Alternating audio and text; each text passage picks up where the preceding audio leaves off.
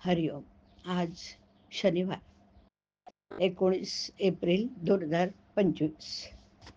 सद्गुरू ब्रह्मचैतन्य गोंदवलेकर महाराज यांच्या प्रवचनाचा आजचा हा भाग.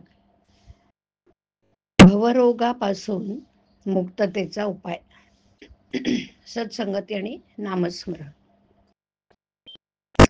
एका गावात एक वैद्य राहत होता. त्या वैद्याला कोणाला काय रोग झालाय हे तोंडावरून समजत असे. त्याने एक दिवस एका मनुष्याला आपल्या घरावरून जाताना पाहिलं. त्याला आत बोलवलं. वैद्याने ते माणसाला सांगितलं की तुला एक भारी रोग झालाय, पण मी सांगतो ते औषध घे आणि मी सांगेन त्याप्रमाणे पथ्य पाळ, म्हणजे तुझा हा रोग बरा होईल. वैद्याने सांगितलेलं औषध पथ्य त्या मनुष्याने पाळले नसते तर त्या वैद्याचं काही नुकसान होतं का? त्याचप्रमाणे संत लोक आपल्याला जे करायला सांगतात त्यात त्यांना स्वतःला काही मिळवायचं असतं का?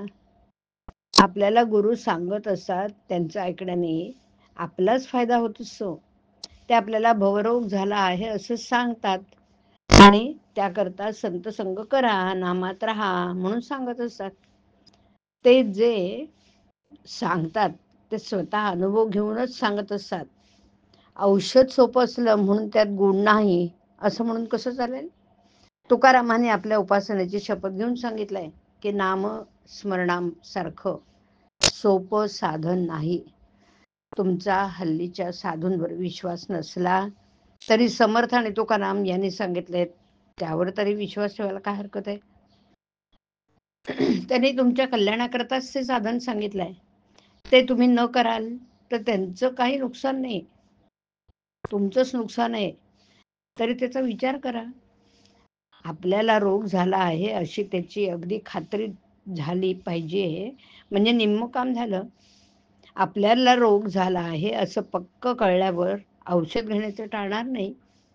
संसारात सुख नाही असं आपल्याला दिसत असताना ज्या योगाने खूप सुख मिळेल त्याच्या खटपटीला लागलं पाहिजे. त्याकरता होईल तितकं नामात राहण्याचा प्रयत्न करा, म्हणजे तुम्हाला खरं समाधान मिळेल. एका मनुष्याने 30 वर्ष मनापासून नोकरी केली आणि तो म्हणाला भगवंताची पूजा आणि भक्ती कशी करावी हे मी नोकरीपासून शिकलो. त्याला विचारलं ते कसं काय? तेव्हा त्याने उत्तर दिलं, नोकरीमध्ये वरिष्ठांच्या मर्जीप्रमाणे वागावं लागतं. तो जिथे बदली करेल तिथे आपल्याला जावं लागतं. मग मात्र घरात अडचण असली तरी तिथे आपलं काही चालत नाही, म्हणजे आपले पण बाजूला ठेवावं लागतं.